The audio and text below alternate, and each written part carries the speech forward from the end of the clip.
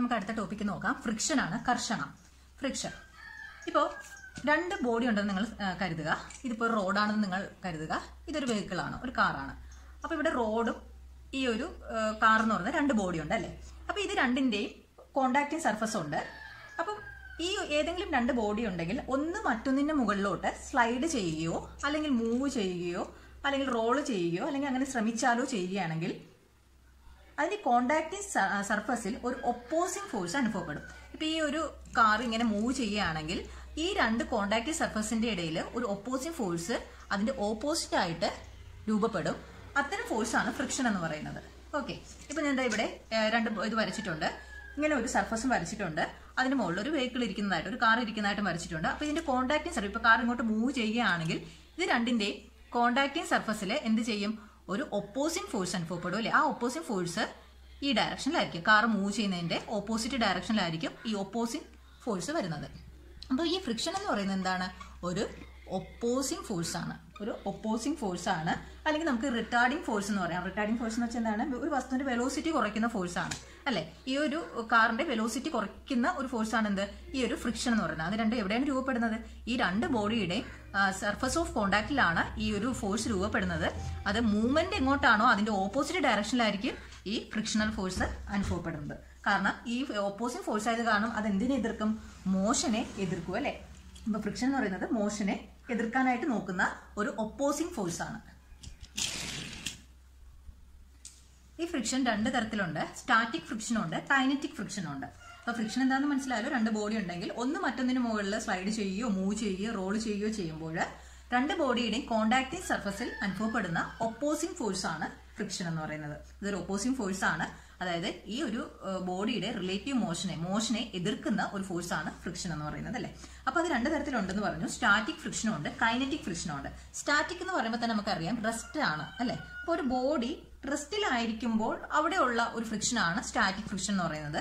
അപ്പൊ kinetic friction നമുക്കറിയാം body മോഷനിലായിരിക്കുമ്പോൾ അവിടെ അനുഭവപ്പെടുന്ന ഫ്രിക്ഷൻ ആണ് കൈനറ്റിക് ഫ്രിക്ഷൻ എന്ന് പറയുന്നത്. നമുക്ക് കുറച്ചുകൂടെ ഡീറ്റെയിൽ ആയിട്ട് പഠിക്കാം. അപ്പൊ ആദ്യം ഇത് മനസ്സിലാക്കുക. റെസ്റ്റിലാവുമ്പോൾ അവിടെ വരുന്നതാണ് സ്റ്റാറ്റിക് ഫ്രിക്ഷൻ, മോഷനിലായിരിക്കുമ്പോൾ വരുന്നതാണ് കൈനറ്റിക് ഫ്രിക്ഷൻ. ഇനി നമുക്ക് സ്റ്റാറ്റിക് ഫ്രിക്ഷൻ എന്താണെന്നുള്ളത് നോക്കാം.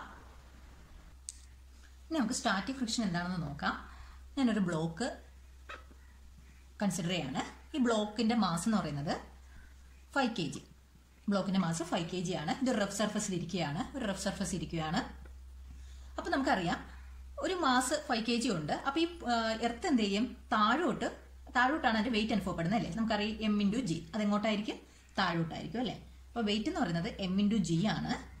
നമുക്ക് ജിയുടെ വാല്യൂ 9.8 ആണ്. നമുക്ക് അപ്രോക്സിമേറ്റ് ആയിട്ട് 10 എന്ന് കൊടുക്കാം. അപ്പൊ 5×10. അപ്പൊ വെയിറ്റ് എന്ന് പറയുന്നത് 50 ആണ് അല്ലെ. അപ്പൊ ഇവിടെ താഴോട്ട് അനുഭവപ്പെടുന്ന ഫോഴ്സ് എന്ന് പറയുന്നത് 50 ന്യൂട്ടൺ ആണ്. ഓക്കെ, അപ്പൊ നമുക്ക് പക്ഷേ ന്യൂട്ടന്റെ തേർഡ് ലോ അനുസരിച്ച് നമുക്കറിയാം ഏതൊരു ആക്ഷനും എന്തുണ്ട്? ഈക്വൽ ആൻഡ് ഓപ്പോസിറ്റ് റിയാക്ഷൻ ഉണ്ട് അല്ലെ. അപ്പൊ ഇതിന്റെ റിയാക്ഷൻ എന്ന് പറയുന്നത് മുകളിലോട്ടായിരിക്കും അല്ലെ. Equal and opposite. അപ്പോൾ ഓപ്പോസിറ്റ് എന്ന് കാണിക്കാൻ മുകളിലോട്ടാണ് അതിന്റെ റിയാക്ഷൻ വരുന്നത്. റിയാക്ഷൻ നമുക്ക് 6 എന്ന് കൊടുക്കാം, അല്ലെന്നുണ്ടെങ്കിൽ n എന്ന് കൊടുക്കാം. രണ്ടാണെങ്കിലും കുഴപ്പമില്ല. അപ്പൊ 6 എന്നോ n എന്നോ കൊടുക്കാം. ഓക്കെ, 6 അല്ലെങ്കിൽ n എന്ന് കൊടുത്താലും ഓക്കെയാണ്. അപ്പൊ ഇവിടുത്തെ n എന്ന് പറയുന്നതും എത്ര തന്നെയാണ്?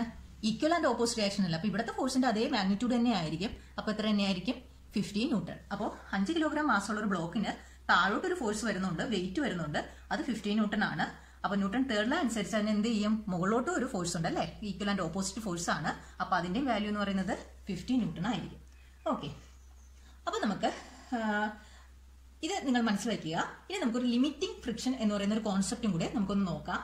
ലിമിറ്റിംഗ് ഫ്രിക്ഷൻ എന്ന് പറയുന്നത് മാക്സിമം ഫ്രിക്ഷൻ ആണ്. മാക്സിമം ഫ്രിക്ഷൻ ആണ്. ഓക്കെ, ലിമിറ്റിംഗ് ഫ്രിക്ഷൻ നമുക്ക് ലിമിറ്റിംഗ് ഫ്രിക്ഷന് നമുക്ക് FL എന്ന് കൊടുക്കാം. ലിമിറ്റിംഗ് എന്ന് കാണിക്കാനായിട്ട് സഫിക്സ് ആയിട്ട് എല്ലാം കൂടെ കൊടുക്കാം.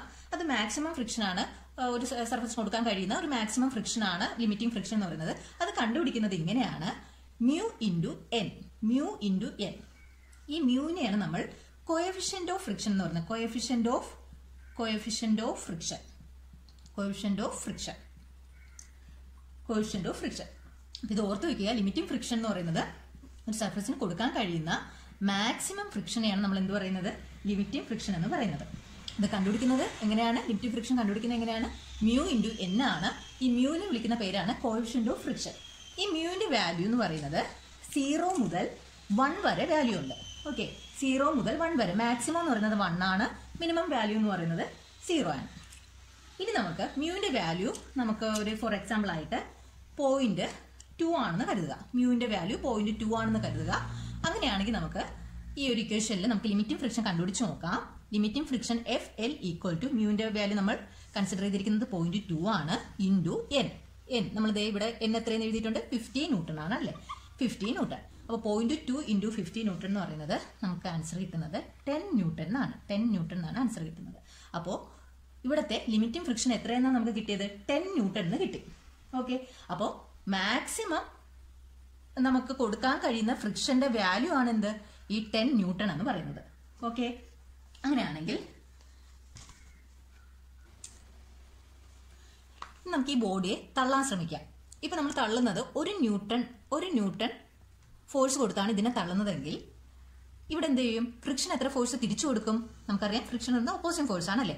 അപ്പോൾ ഫ്രിക്ഷൻ തിരിച്ചു 1 ന്യൂട്ടൺ തിരിച്ചു കൊടുക്കും. കാരണം 10 ന്യൂട്ടൺ വരെ അതിന് പരമാവധി കൊടുക്കാൻ പറ്റും. അപ്പോൾ ഇവിടെ 1 ന്യൂട്ടൺ കൊടുക്കുകയാണെങ്കിൽ ഫ്രിക്ഷന് 1 ന്യൂട്ടൺ തിരിച്ചു കൊടുക്കും അല്ലേ? ബോഡി മൂവ് ചെയ്യോ? ഇല്ല, ഇവിടെ ബോഡിക്ക് മൂവ്മെന്റ് ഇല്ല. ഇനി നമ്മൾ ഈ ബ്ലോക്കിനെ ഒരു 2 ന്യൂട്ടൺ കൊണ്ടാണ് തള്ളുന്നതെന്ന് കരുതുക. അപ്പോൾ എന്ത് ചെയ്യും? ഫ്രിക്ഷൻ എന്ത് ചെയ്യും? തിരിച്ച് 2 ന്യൂട്ടൺ തിരിച്ച് ഫ്രിക്ഷൻ ഫോഴ്സ് കൊടുക്കും. അപ്പോഴോ അവിടെയും ബോഡിക്ക് മൂവ്മെന്റ് വരുന്നില്ല അല്ലേ? അങ്ങനെ 2 ന്യൂട്ടൺ 3 ന്യൂട്ടൺ അങ്ങനെ കൊടുത്ത് നമ്മളൊരു 10 ന്യൂട്ടൺ കൊടുത്തു എന്ന് എഴുതുക. 10 ന്യൂട്ടൺ നമ്മളൊരു ഫോഴ്സ് കൊടുത്തു. അപ്പോൾ ഫ്രിക്ഷന് എത്ര തിരിച്ചു കൊടുക്കാൻ കഴിയും? 10 ന്യൂട്ടൺ ഫ്രിക്ഷനും തിരിച്ചു കൊടുക്കാൻ കഴിയും. അപ്പോൾ അതിന്റെ ഫലമായിട്ട് എന്താണ്? ബോഡിക്ക് മൂവ്മെന്റ് ഒന്നും ഉണ്ടാവുന്നില്ല. ഇനി നമ്മൾ ഒരു 11 ന്യൂട്ടൺ ആണ് കൊടുക്കുന്നതെങ്കിൽ എന്ത് പറ്റും? ഈ ഫ്രിക്ഷന് 10 ന്യൂട്ടൺ മാത്രമാണ് മാക്സിമം കൊടുക്കാൻ പറ്റുന്ന ഫ്രിക്ഷൻ അല്ലേ? ഫോഴ്സ് എന്ന് പറഞ്ഞാൽ 10 ന്യൂട്ടൺ ആണ്. അപ്പൊ ഫ്രിക്ഷന് എത്ര മാത്രമേ തിരിച്ചു കൊടുക്കാൻ കഴിയുകയുള്ളൂ? 10 ന്യൂട്ടൺ മാത്രമേ കൊടുക്കാൻ കഴിയുകയുള്ളൂ. അപ്പോൾ അവിടെ ഒരു നെറ്റ് ഫോഴ്സ് ഉണ്ട് അല്ലേ? ഒരു 1 ന്യൂട്ടൺ എന്ന് പറയുന്ന ഒരു നെറ്റ് ഫോഴ്സ് ഉണ്ട്. ആ നെറ്റ് ഫോഴ്സിന്റെ ഫലമായിട്ട് എന്ത് ചെയ്യും? ഈ ബ്ലോക്ക് മൂവ് ചെയ്യും. അപ്പം ആ ഒരു മോഷൻ നമുക്ക് ആ ഒരു മോഷൻ തുടങ്ങുന്നതിന് തൊട്ട് മുന്നേ വരെ ഉണ്ടാകുന്ന ഫ്രിക്ഷൻ, അതിനെയാണ് നമ്മൾ എന്ത് വിളിക്കുന്നത്? സ്റ്റാറ്റിക് ഫ്രിക്ഷൻ എന്ന് വിളിക്കുന്നത്. ഇപ്പൊ ഈ ഒരു ബ്ലോക്കിന് മൂവ്മെന്റ് ആവുന്നതിന് തൊട്ട് മുമ്പേ വരെ അവിടെ ഉണ്ടായിരുന്ന ഫ്രിക്ഷനെയാണ് നമ്മൾ എന്ത് വിളിക്കുന്നത്? സ്റ്റാറ്റിക് ഫ്രിക്ഷൻ എന്ന് വിളിക്കുന്നത്. അപ്പൊ ഇവിടെ 10 ന്യൂട്ടൺ വരെ എന്ത് ചെയ്തില്ല? ബോഡി മൂവ് ചെയ്തില്ല. കാരണം ഇവിടുത്തെ ലിമിറ്റിംഗ് ഫ്രിക്ഷൻ മാക്സിമം ഇതിന് കൊടുക്കാൻ കഴിയുന്ന ഫ്രിക്ഷൻ 10 ന്യൂട്ടൺ ആയിരുന്നു. അതിനേക്കാൾ കൂടുതൽ ഒരു ഫോഴ്സ് നമ്മൾ അപ്ലൈ ചെയ്താൽ മാത്രമേ ഇവിടെ ഒരു മൂവ്മെന്റ് നടക്കുകയുള്ളൂ. അങ്ങനെ ഈ മൂവ്മെന്റിന് തൊട്ട് മുന്നേ വരെ ഉള്ള ഫ്രിക്ഷൻ, മൂവ്മെന്റ് ആകുന്നത് അതായത് റെസ്റ്റിലിരിക്കുമ്പോഴുള്ള ഫ്രിക്ഷൻ, മൂവ്മെന്റിന് തൊട്ട് മുന്നേ ഉണ്ടാകുന്ന ഫ്രിക്ഷനെ നമ്മൾ എന്ത് വിളിക്കുന്നത്? സ്റ്റാറ്റിക് ഫ്രിക്ഷൻ എന്ന് വിളിക്കുന്നത്. അപ്പൊ നമുക്ക് ഈ ലിമിറ്റിംഗ് ഫ്രിക്ഷൻ കണ്ടുപിടിക്കുന്ന ഫോർമുല നമുക്കറിയായിരുന്നു. എങ്ങനെയായിരുന്നു? മ്യൂ ഇൻറ്റു N എന്നായിരുന്നു അല്ലേ? അപ്പൊ സ്റ്റാറ്റിക് ഫ്രിക്ഷൻ കണ്ടുപിടിക്കാനായിട്ട് നമുക്ക് F സ്റ്റാറ്റിക് എന്ന് കൊടുക്കാം. F സ്റ്റാറ്റിക് എന്ന് പറയാൻ സ്റ്റാറ്റിക് ഫ്രിക്ഷൻ കണ്ടുപിടിക്കുന്നതാണ്. ഇക്വേഷൻ എല്ലാം സെയിം ആണ്. നമുക്ക് മനസ്സിലാവാൻ വേണ്ടി മ്യൂവിന്റെ സഫിക്സ് ആയിട്ട് നമ്മൾ എന്ത് ചെയ്യും? S കൊടുക്കും, N. അപ്പോൾ സ്റ്റാറ്റിക് ഫ്രിക്ഷൻ കണ്ടുപിടിക്കാനുള്ള ഫോർമുല ഇതാണ്. Fs equal to mu S into N. ഇവിടെ ലിമിറ്റിംഗ് ഫ്രിക്ഷൻ ആണെങ്കിൽ മ്യൂവിന്റെ സഫിക്സ് ആയിട്ട് L കൊടുക്കാം. അപ്പോൾ static friction Fs equal to mu S into N. Limiting friction നമുക്ക് എന്ത് കൊടുക്കാം? Mu L into N. അങ്ങനെ ബ്ലോക്ക് എന്ത് ചെയ്തു? മൂവ് ചെയ്ത് തുടങ്ങിയെന്ന് വെച്ചു. 11 ന്യൂട്ടൺ കൊടുത്തപ്പോൾ അവിടെ ബ്ലോക്ക് മൂവ്മെന്റ് ചെയ്ത് തുടങ്ങി. മൂവ്മെന്റ് ചെയ്ത് തുടങ്ങിയാൽ അവിടെയുള്ള ഫ്രിക്ഷനെയാണ് നമ്മൾ എന്ത് വിളിക്കുന്നത്? നമ്മൾ പറഞ്ഞു മൂവ്മെന്റിന് തൊട്ട് മുന്നേയുള്ള ഫ്രിക്ഷനെ നമ്മൾ സ്റ്റാറ്റിക് ഫ്രിക്ഷൻ എന്ന് വിളിക്കുന്നു. മൂവ്മെന്റ് തുടങ്ങിക്കഴിഞ്ഞാൽ അവിടെ ഉണ്ടാകുന്ന ഫ്രിക്ഷനെ നമ്മൾ വിളിക്കുന്ന പേരാണ് കൈനറ്റിക് ഫ്രിക്ഷൻ. അപ്പോൾ കൈനറ്റിക് ഫ്രിക്ഷൻ നമുക്ക് FK എന്ന് കൊടുക്കാം. അപ്പോൾ സഞ്ചരിക്കുമ്പോൾ ഒരു ബോഡിക്ക് കിട്ടുന്ന ഫ്രിക്ഷൻ, അതാണ് എന്ത് പറയുന്നത്? Kinetic friction. നമ്മൾ നേരത്തെ പഠിച്ച ഫോർമുല തന്നെ ഓർക്കുക. നമ്മൾ ലിമിറ്റിംഗ് ഫ്രിക്ഷൻ ഒരു ഫോർമുല പഠിച്ചു. എന്തായിരുന്നു? മ്യൂ L ഇൻറ്റു N അല്ലേ? അതുപോലെ നമ്മൾ സ്റ്റാറ്റിക് ഫ്രിക്ഷൻ ഒരു ഫോർമുല പഠിച്ചു. Mu S into N. അതുപോലെ കൈനറ്റിക് ഫ്രിക്ഷൻ നമുക്ക് എഴുതാം. കൈനറ്റിക് ഫ്രിക്ഷന് FK എന്ന് കൊടുക്കുക. Mu KN. അപ്പോൾ ഇക്വേഷനൊക്കെ സെയിം ആണ്. നമ്മൾ സഫിക്സ് നമുക്ക് മനസ്സിലാൻ വേണ്ടിയിട്ട് സഫിക്സ് മാറ്റിയാൽ മതി. ഓക്കെ, ഇത് ലിമിറ്റിംഗ് ഫ്രിക്ഷൻ കണ്ടുപിടിക്കുന്നത്, ഇത് സ്റ്റാറ്റിക് ഫ്രിക്ഷൻ കണ്ടുപിടിക്കുന്നത്, ഇത് കൈനറ്റിക് ഫ്രിക്ഷൻ കണ്ടുപിടിക്കുന്നത്. അപ്പോൾ ഈ ഫോർമുല അറിഞ്ഞിരിക്കണം. മ്യൂ ഇൻറ്റു N എന്ന് പറയുന്ന ഫോർമുല അറിഞ്ഞിരിക്കണം. ഓക്കെ, അപ്പോൾ ഇത്രയേ ഉള്ളൂ. സഞ്ചരിക്കുമ്പോൾ നമുക്ക് കിട്ടുന്ന ഫ്രിക്ഷനാണ് കൈനറ്റിക് ഫ്രിക്ഷൻ. സഞ്ചരിക്കുന്നതിന് തൊട്ട് മുന്നേ ആ ബോഡിക്ക് കിട്ടുന്ന ഫ്രിക്ഷനെയാണ് നമ്മൾ എന്ത് വിളിച്ചത്? സ്റ്റാറ്റിക് ഫ്രിക്ഷൻ എന്ന് വിളിച്ചത്. നമുക്ക് സർക്കുലർ മോഷനെ പറ്റി നോക്കാം. നമ്മളിപ്പോൾ ഒരു കയ്യിൽ നമ്മളൊരു സ്ട്രിങ്ങിൽ ഒരു ബോൾ വെച്ചിട്ടുണ്ട്. അത് നമ്മൾ ചുഴറ്റുകയാണ്. അപ്പം നിങ്ങൾക്കറിയാം അതെന്ത് പാത്തിലായിരിക്കും അത് പോകുന്നതെന്ന് നമുക്കറിയാം. ഒരു സർക്കുലർ മോഷൻ ആയിരിക്കും അത് ചെയ്യുന്നതല്ലേ. പക്ഷെ നമുക്ക് ഈ ഒരു പന്ത് എങ്ങോട്ടായിരുന്നു പോകേണ്ടിയിരുന്നത്? താഴോട്ട് അല്ലെ? ഈ ഒരു ഡയറക്ഷന് താഴോട്ടായിരുന്നു പോകേണ്ടിയിരുന്നത്. പക്ഷെ ഇത് ഈ ഒരു സർക്കുലർ പാത്തിലോട്ട് പോകുന്നുണ്ട്. അതിന് കാരണം എന്താണ്? ഒരു സെന്ററിലോട്ട് എന്തോ ഒരു ഫോഴ്സ് പിടിച്ച് വലിക്കുന്നുണ്ട് അല്ലെ? അപ്പൊ സെന്ററിലോട്ട് ഉള്ള എന്തോ ഒരു ആക്സിലറേഷൻ കാരണമാണ് അതിന് എന്ത് പാത്തിലോട്ട് തന്നെ മൂവ് ചെയ്യാൻ പറ്റുന്നത്? സർക്കുലർ മോഷൻ തന്നെ കംപ്ലീറ്റ് ചെയ്യാനായിട്ട് കഴിയുന്നത്. അപ്പോൾ ഒരു സെന്ററിൽ ഒരു ഫോഴ്സ് ഉണ്ടെങ്കിൽ മാത്രമേ അവിടെ എന്ത് മോഷൻ ഉണ്ടാവുള്ളൂ? സർക്കുലർ മോഷൻ ഉണ്ടാവുള്ളൂ. അപ്പൊ അത്തരം ആക്സിലറേഷനെ, അങ്ങനെ സെന്ററിലേക്ക് വലിക്കുന്ന ആക്സിലറേഷന് നമുക്കൊരു പേരുണ്ട്, നിങ്ങൾ പഠിച്ചിട്ടുള്ളതാണ്, സെൻട്രിപിറ്റൽ ആക്സിലറേഷൻ. എന്താണ്? Centripetal acceleration. Centripetal acceleration. ഇതിന്റെ ഇക്വേഷനും നിങ്ങൾ മുൻപുള്ള ചാപ്റ്ററിൽ പഠിച്ചതാണ്. ഇക്വേഷൻ ഇതാണ്, സെൻട്രിപിറ്റൽ, അതായത് സെന്ററിലോട്ടുള്ളത്. അപ്പം സെന്ററിലോട്ട് വലിക്കുന്നത്. അപ്പൊ സെൻട്രിപിറ്റൽ ആക്സിലറേഷന്റെ ഇക്വേഷൻ ഇതാണ്. Acceleration A equal to v² divided by r ആണ്. Okay, v² divided by r ആണ്. v വെലോസിറ്റി ആണ്. r എന്ന് പറയുന്നത് ഈ ഒരു സർക്കുലർ പാത്തിന്റെ റേഡിയസ് ആണ്. അപ്പൊ centripetal acceleration A equal to v² by r ആണ്. അപ്പൊ നമുക്ക് ഇവിടുത്തെ സെൻട്രിപിറ്റൽ ഫോഴ്സ് എങ്ങനെയാണെന്ന് കണ്ടുപിടിക്കാം. അപ്പൊ സെൻട്രിപിറ്റൽ ഫോഴ്സ് നമുക്ക് കണ്ടുപിടിക്കാം. സെൻട്രിപിറ്റൽ ഫോഴ്സ് ആണെന്ന് അറിയിക്കാൻ വേണ്ടിയിട്ട് നമുക്ക് FC എന്ന് കൊടുക്കാം. ഓക്കെ, നമുക്കറിയാം F ഈക്വൽ ടു, നമുക്ക് ഇക്വേഷൻ അറിയാം, m ഇൻറ്റു A ആണ് അല്ലേ, മാസ് ഇൻറ്റു ആക്സിലറേഷൻ ആണ് അല്ലേ. അപ്പൊ നമുക്ക് മാസ് ഇൻറ്റു ബോഡിയുടെ മാസ് ഇൻറ്റു ആക്സിലറേഷൻ, ഈ വാല്യൂ ഇട്ട് കൊടുക്കുക, mv² ബൈ r. അപ്പൊ നമുക്ക് സെൻട്രിപിറ്റൽ ഫോഴ്സിന്റെ ഇക്വേഷൻ ഇതാണ്, FC equal to mv² by r. Important ആയിട്ടുള്ള റിലേഷൻ ആണ് സെൻട്രിപിറ്റൽ ഫോഴ്സിൻ്റെത്, mv² ബൈ r. അപ്പൊ ഈ സെൻട്രിപിറ്റൽ ഫോഴ്സ് കാരണമാണ് എന്ത് പറ്റിയത്? ഈ ഒരു ബോഡിക്ക് സർക്കുലർ മോഷൻ മെയിൻറ്റെയിൻ ചെയ്യാനായിട്ട് സാധിച്ചത്. സെന്ററിലോട്ട് ഒരു ഫോഴ്സ് ഉണ്ട്, അതിനെയാണ് നമ്മൾ സെൻട്രിപിറ്റൽ ഫോഴ്സ് എന്ന് പറയുന്നത്. അത് കാരണമാണ് ഈ ബോഡി താഴോട്ട് പോവാതെ ഈ ഒരു സർക്കുലർ പാത്തിൽ തന്നെ മൂവ് ചെയ്തത്. അപ്പൊ ഇവിടെ ഈ ഒരു സെൻട്രിപിറ്റൽ ഫോഴ്സ് ആരാണ് കൊടുത്തത്? ഓരോ സിറ്റുവേഷനിലും ഈ സെൻട്രിപിറ്റൽ ഫോഴ്സ് കൊടുക്കുന്നത് ഓരോരോ ഫോഴ്സുകളായിരിക്കും. സെൻട്രിപിറ്റൽ ആക്സിലറേഷൻ കൊടുക്കുന്നത് ഓരോരോ ഫോഴ്സുകളായിരിക്കും സെൻട്രിപിറ്റൽ ആക്സിലറേഷൻ കൊടുക്കുന്നത്. ഇവിടുത്തെ സിറ്റുവേഷനിൽ നമ്മൾ ഈ പിടിച്ചിരിക്കുന്ന ആ ഒരു സ്ട്രിങ്ങിന്റെ ടെൻഷനാണ് ഇവിടത്തെ വേണ്ട സെൻട്രിപിറ്റൽ ആക്സിലറേഷൻ കൊടുത്തത്. ഇനി മറ്റൊരു സിറ്റുവേഷനിൽ സെൻട്രിപിറ്റൽ ആക്സിലറേഷൻ കൊടുക്കുന്നത് വേറെ പല ഫോഴ്സ് ആയിരിക്കും. അത് നമുക്കിനി വഴിയെ നോക്കാം. അപ്പൊ ഇവിടുത്തെ കേസിൽ എന്താണ്? ഈ ഒരു സ്ട്രിങ്ങിന്റെ ടെൻഷനാണ് ഇവിടത്തേക്ക് വേണ്ട സെൻട്രിപിറ്റൽ ആക്സിലറേഷൻ പ്രൊവൈഡ് ചെയ്തിരിക്കുന്നത്. ഓരോ സിറ്റുവേഷനിലും മാറി മാറി വരും. അപ്പൊ centripetal force equal to mv² by r ആണ്. നമുക്കിവിടെ v equal to r omega കൊടുക്കാം. ഇത് നിങ്ങൾ കഴിഞ്ഞ ചാപ്റ്ററിൽ പഠിച്ചതാണ്. v equal to r omega substitute ചെയ്ത് കൊടുക്കാം. അപ്പൊ FC equal to m into v² ആണ്. അപ്പൊ r² omega. Okay, v equal to r omega. നമ്മളിവിടെ റേഡിയസിന് ക്യാപിറ്റൽ R അല്ലേ കൊടുത്തത്, അപ്പൊ നമുക്ക് ഇവിടെ ക്യാപിറ്റൽ R ഒമേഗ എന്ന് കൊടുക്കാം കേട്ടോ. അപ്പൊ ഇവിടെ ക്യാപിറ്റൽ R ആണ്. അപ്പൊ m capital R² omega divided by r. Okay, ഈ ഇക്വേഷനിൽ വിയുടെ വാല്യൂ സബ്സ്റ്റിറ്റ്യൂട്ട് ചെയ്ത് കൊടുത്തു. ആറും ആറും ക്യാൻസലായി. നമുക്ക് centripetal force equal to mr omega എന്നും കിട്ടും. mr ഒമേഗ². ഇപ്പൊ രണ്ട് ഇക്വേഷൻ ഉണ്ട് സെൻട്രിപിറ്റൽ ഫോഴ്സിന്. രണ്ട് ഇക്വേഷൻ ഇമ്പോർട്ടന്റ് ആണ്. ഒന്നെന്ന് പറയുന്നത് mv² ബൈ r, രണ്ടാമത്തെ ഇക്വേഷൻ എന്ന് പറയുന്നത് mr ഒമേഗ². അപ്പൊ ഇവിടെ ഇമ്പോർട്ടന്റ് ആയിട്ട് നിങ്ങൾ ഓർത്തിരിക്കേണ്ട പോയിന്റ് എന്ന് പറയുന്നത്, ഒരു സർക്കുലർ മോഷന് വേണമെങ്കിൽ, സർക്കുലർ മോഷൻ നടക്കണമെങ്കിൽ അവിടെ സെൻട്രിപിറ്റൽ ഫോഴ്സ് വേണം. അപ്പോൾ ഓരോന്നിനും ഈ സെന്ററിലോട്ട് സെന്ററിലോട്ട് പോകുന്ന ആക്സിലറേഷനാണ് നമ്മൾ സെൻട്രിപിറ്റൽ ആക്സിലറേഷൻ എന്ന് പറയുന്നത്. ഈ സെൻട്രിപിറ്റൽ ആക്സിലറേഷൻ ഓരോ സിറ്റുവേഷനിലും ഓരോ ഫോഴ്സ് ആയിരിക്കും പ്രൊവൈഡ് ചെയ്യുന്നത്. ഇവിടുത്തെ കേസിൽ സെൻട്രിപിറ്റൽ ആക്സിലറേഷൻ പ്രൊവൈഡ് ചെയ്തിരിക്കുന്നത് സ്ട്രിങ്ങിന്റെ ടെൻഷനാണ്. പിന്നെ നമ്മൾ രണ്ട് ഇക്വേഷൻ പഠിച്ചു. Centripetal force equal to mv² by r. അതുപോലെ സെൻട്രിപിറ്റൽ ഫോഴ്സിന്റെ മറ്റൊരു ഇക്വേഷൻ പഠിച്ചു, mr ഒമേഗ². ഇനി നമുക്ക് vehicle turn on a curve എന്താണെന്ന് നോക്കാം. അതായത് ഒരു വളവ് തിരിയുന്നു, ഒരു വെഹിക്കിൾ വളവ് തിരിയുന്നു അല്ലേ. അതായത് വളവ് എന്ന് പറയുമ്പോൾ നമുക്ക് എന്താണ് അവിടെ കൺസിഡർ ചെയ്യേണ്ട? ഒരു സർക്കുലർ പാത്താണ് അല്ലേ, സർക്കുലർ പാത്താണ്. അപ്പോൾ നമുക്കറിയാം സർക്കുലർ പാത്തിൽ തിരിയണമെങ്കിൽ അവിടെ എന്ത് ഫോഴ്സ് വേണം? നമ്മൾ നേരത്തെ പറഞ്ഞു, സർക്കുലർ മോഷനിൽ പറഞ്ഞു, എന്ത് ഫോഴ്സ് വേണം അവിടെ? സെൻട്രിപിറ്റൽ ഫോഴ്സ് വേണം. ഒരു വളവ് തിരിയണം, അതെന്ന് പറയുന്ന ഒരു സർക്കുലർ പാത്താണ്. അപ്പോൾ അവിടെ എന്ത് വേണം? അവിടെ ഒരു സെൻട്രിപിറ്റൽ ഫോഴ്സ് വേണം. അത് നമുക്ക് ഈ ഇങ്ങനൊരു വളവുണ്ട്, അത് പക്ഷെ ഒരു ലെവൽ റോഡിലാണ് ഇങ്ങനൊരു വളവുണ്ടെങ്കിൽ എങ്ങനെയാണെന്നുള്ളത് നോക്കാം. അപ്പൊ ആദ്യം നമ്മൾ ലെവൽ റോഡിന്റെ കേസാണ് നോക്കുന്നത്. On level road. ഓക്കെ, ഒരു ലെവൽ റോഡിൽ ഒരു വെഹിക്കിള് ഒരു കർവ് ഒരു വളവ് തിരിയുമ്പോൾ ഉള്ള കേസാണ് നമ്മൾ നോക്കുന്നത്. അപ്പൊ നമുക്ക് ഇത് റോഡ്, ഒരു ലെവൽ റോഡാണെന്ന് കരുതുക. ഇത് കാർ.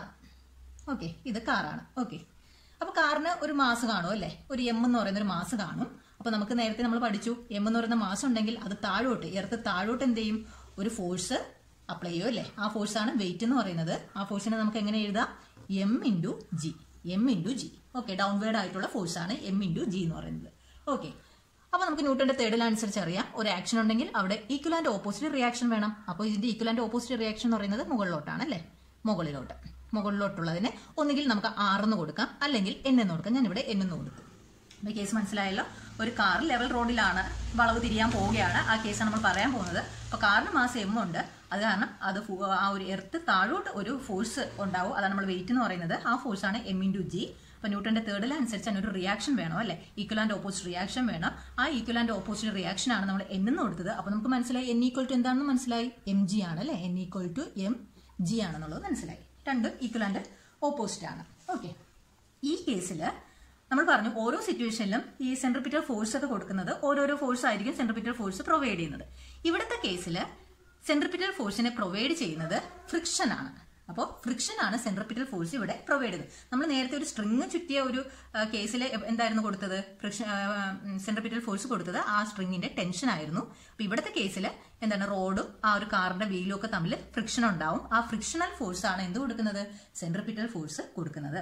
അപ്പോൾ നമുക്ക് എഴുതാം ഫ്രിക്ഷൻ F = സെൻട്രിപിറ്റൽ ഫോഴ്സ് എന്ന് എഴുതിക്കൂടെ, mv²/r. ഓക്കെ, അപ്പം നമുക്ക് ഇക്വേഷൻ നമ്പർ 1 എന്ന് കൊടുക്കാം. ഓക്കെ, അപ്പോൾ ഫ്രിക്ഷൻ ആണ് ഇവിടുത്തെ സെൻട്രിപിറ്റൽ ഫോഴ്സ്. ഓക്കെ, ഇനി നമുക്ക് ഈ ഫ്രിക്ഷന്റെ ഫോർമുല നമ്മൾ നേരത്തെ പഠിച്ചു. ഫ്രിക്ഷന്റെ ഫോർമുല F എന്ന് പറയുന്നത് μ×n ആണ് അല്ലേ. നമ്മൾ സ്റ്റാറ്റിക് ഫ്രിക്ഷൻ ഒക്കെ പഠിച്ച ആ ടോപ്പിക്കിൽ പഠിച്ചു. ഫ്രിക്ഷന്റെ ഫോർമുല എന്ന് പറയുന്നത് μ×n ആണ്. μ എന്ന് പറയുന്നത് കോഎഫിഷ്യന്റ് ഓഫ് ഫ്രിക്ഷൻ ആണ്. ഓക്കെ, അപ്പോൾ നമുക്കിത് ഇക്വേഷൻ നമ്പർ 1 ഒന്ന് സബ്സ്റ്റിറ്റ്യൂട്ട് ചെയ്ത് കൊടുക്കാം. അപ്പോൾ അതിന് മുന്നായിട്ട് നമുക്ക് n എന്ന് പറയുന്നത് എന്താണ്, mg ആണ്. അപ്പോൾ നമുക്ക് ഇവിടെ വേണമെങ്കിൽ എന്നിന്റെ പ്ലേസിൽ എന്ത് കൊടുക്കാം, mg എന്ന് കൂടെ കൊടുക്കാം. അപ്പോൾ μ×mg എന്നായി. ഇപ്പോൾ ഫ്രിക്ഷൻ ഫോഴ്സ് എന്ന് പറയുന്നത് μ×mg എന്നായി. ഇനി നോക്കിയേ, ഈ ഒരു ഇക്വേഷൻ നമ്പർ 1 ഉണ്ട്, അതുപോലെ ഇതിന് നമുക്ക് ഇക്വേഷൻ നമ്പർ 2 എന്ന് കൊടുക്കാം. ഓക്കെ, ഈ ഇക്വേഷൻ നമ്പർ 1ന്റെയും ഇക്വേഷൻ നമ്പർ 2ന്റെയും ലെഫ്റ്റ് ഹാൻഡ് സൈഡ് എന്ന് പറയുന്നത് ഫ്രിക്ഷണൽ ഫോഴ്സ് തന്നെയാണ്, സെയിം ആണ്. അങ്ങനെയാണെങ്കിൽ നമുക്ക് റൈറ്റ് ഹാൻഡ് സൈഡ് നമുക്ക് എന്ത് ചെയ്യാം, ഇക്വേറ്റ് ചെയ്യാം അല്ലേ. അപ്പോൾ mv²/r = നമുക്ക് എന്ത് എഴുതാം, μ×mg എന്ന് എഴുതാം. കാരണം രണ്ട് ഇക്വേഷന്റെ ലെഫ്റ്റ് ഹാൻഡ് സൈഡ് എന്ന് പറയുന്നത് ഈക്വൽ ആണ്. അപ്പോൾ നമുക്ക് റൈറ്റ് ഹാൻഡ് സൈഡിൽ നമ്മൾ എന്ത് ചെയ്തു, ഇക്വേറ്റ് ചെയ്തു. രണ്ട് സൈഡിൽ m ഉണ്ട്, മാസ് ഉണ്ട്, നമുക്ക് ക്യാൻസൽ ചെയ്യാം. അപ്പോൾ നമുക്ക് കിട്ടുന്നത് v² / r = μ×g എന്ന് കിട്ടിയ അല്ലേ, μ×g. അല്ലെങ്കിൽ നമുക്ക് v² മാത്രം, വെലോസിറ്റി നമ്മൾ കണ്ടുപിടിക്കാനായിട്ട് നമ്മുടെ എയിം. അപ്പോൾ നമുക്ക് എന്ത് എഴുതാം, μ×rg എന്ന് എഴുതാം, ക്രോസ് മൾട്ടിപ്ലൈ ചെയ്യുമ്പോൾ അല്ലേ. v² = μ×rg. അതിൽ നിന്ന് നമുക്ക് വെലോസിറ്റി v എഴുതാം, √μrg. അപ്പോൾ വെലോസിറ്റി എന്ന് പറയുന്നത് എന്താണ്, √μrg. v എന്ന് പറയുന്നത് വെലോസിറ്റി ആണ്, ആ വെഹിക്കിളിന്റെ വെലോസിറ്റി ആണ്. μ എന്ന് പറയുന്നത് എന്താണ്, കോഎഫിഷ്യന്റ് ഓഫ് ഫ്രിക്ഷൻ ആണ് അല്ലേ. അതിന്റെ വാല്യൂ മാറിക്കൊണ്ടിരിക്കും. നമ്മൾ പറഞ്ഞു 0 തൊട്ട് 1 വരെ ആവാം. ഇപ്പോൾ പായലൊക്കെ പിടിച്ച സ്ഥലമാണെങ്കിൽ മ്യൂവിന്റെ വാല്യൂ എന്ന് പറയുന്നത് 0 ആയിരിക്കും. ഓക്കെ, അപ്പോൾ ഇവിടുത്തെ r എന്ന് പറയുന്ന ആ ഒരു സർക്കുലർ പാത്തിന്റെ ആ ഒരു വളവിന്റെ റേഡിയസ് ആണ് r എന്ന് പറയുന്നത്. g എന്ന് പറയുന്നത് നമുക്കറിയാം ആക്സിലറേഷൻ ഡ്യൂ ടു ഗ്രാവിറ്റി ആണ് നമുക്കറിയാം. ഓക്കെ, ഇനി ഈ നമ്മൾ കണ്ടുപിടിച്ച ഈ v അല്ലെങ്കിൽ വെലോസിറ്റിയാണ് നമ്മൾ സേഫ് വെലോസിറ്റി എന്ന് പറയുന്നത്. സേഫ് വെലോസിറ്റി അതായത് ഒരു ലെവൽ റോഡിൽ ഈ ഒരു കാറാണെങ്കിൽ കാറിന് വളവ് തിരിയാൻ വേണ്ട സേഫ് വെലോസിറ്റി എന്ന് പറയുന്നത് ഈ v = √μrg ആണ്. ഈ വെലോസിറ്റിയേക്കാളും കൂടി അളവിലാണ് ഈ ഒരു വെഹിക്കിള് സഞ്ചരിക്കുന്നതെങ്കിൽ എന്ത് സംഭവിക്കും, അപകടം നടക്കും അല്ലേ. ആ ഒരു കർവ് നമുക്ക് ആ ഒരു വളവ് നമുക്ക് തിരിയാനായിട്ട് കഴിയില്ല, അപകടം നടക്കും. അപ്പോൾ അവിടുത്തെ സേഫ് വെലോസിറ്റി എന്ന് പറയുന്നത് v = √μrg ആണ്. ഓക്കെ, ഇനി ഞാൻ നേരത്തെ പറഞ്ഞു നമ്മുടെ ഈ റോഡിലൊക്കെ ഇപ്പോൾ പായലോ അങ്ങനെ എന്തെങ്കിലും ആണെങ്കിൽ, ഇപ്പോൾ മഴ സമയത്തൊക്കെ പായലൊക്കെ ആണെങ്കിൽ അവിടുത്തെ കോഎഫിഷ്യന്റ് ഓഫ് ഫ്രിക്ഷന്റെ വാല്യൂ എന്ന് പറഞ്ഞാൽ μ എന്ന് പറയുന്നത് 0 ആയിപ്പോവും. അപ്പോൾ 0 ആകുമ്പോൾ ഇവിടെ എന്ത് സംഭവിക്കും, ഇവിടെ മ്യൂവിന്റെ വാല്യൂ 0 ആകുമ്പോൾ ഇവിടെ വെലോസിറ്റി എന്ന് പറയുന്നത് എന്താവും, 0 ആയിപ്പോവും അല്ലേ. അപ്പോൾ വെലോസിറ്റി 0 ആയാൽ നമുക്ക് അവിടെ ഒരു സേഫ് വെലോസിറ്റി എന്ന് പറയുന്നത് ഇല്ല. അപ്പോൾ അവിടെ ഒരു കാറിന് ഏതൊരു ചെറിയ വെലോസിറ്റി എടുത്താൽ പോലും അവിടെ എന്ത് സംഭവിക്കും, അപകടം സംഭവിക്കും. അപ്പോൾ അത് എന്തിൻ്റെ ഒരു ഡ്രോബാക്ക് ആണ്, ലെവൽ റോഡിന്റെ ഡ്രോബാക്ക് ആണ്. അപ്പോൾ ലെവൽ റോഡിൽ ഇങ്ങനത്തെ ഒരു മഴ സമയത്തൊക്കെ ആകുമ്പോൾ എന്ത് ചെയ്യാൻ പറ്റില്ല, സഞ്ചരിക്കാനായിട്ട് ബുദ്ധിമുട്ടാണ്, അപകടങ്ങൾ നടക്കും. അപ്പോൾ ആ ഒരു റോഡിന്റെ ഡിസൈൻ എന്ന് പറയുന്നത്, ലെവൽ റോഡിന്റെ ഡിസൈൻ എന്ന് പറയുന്നത് അത്ര നല്ലതല്ല. അപ്പോൾ നമുക്ക് കുറച്ചും കൂടി അഡ്വാൻറ്റേജ് ഉള്ള മറ്റൊരു ഡിസൈനിലോട്ട് നമ്മൾ പോകണം. അപ്പോൾ ആ ഡിസൈനെ പറ്റിയാണ്, ആ ഒരു റോഡിന്റെ ഡിസൈനെ പറ്റിയാണ് നമ്മൾ അടുത്തതായിട്ട് പറയാൻ പോകുന്നത്. അപ്പോൾ ഇതിന്റെ ഡിസഡ്വാൻറ്റേജ് കാരണമാണ് നമ്മൾ വേറൊരു ഡിസൈനിനെ പറ്റി നമ്മൾ ചിന്തിച്ച് മറ്റൊരു റോഡ് ഡിസൈനിലോട്ട് നമ്മൾ കടക്കുന്നത്. അപ്പോൾ അത് നമുക്ക് അത് പഠിക്കാം.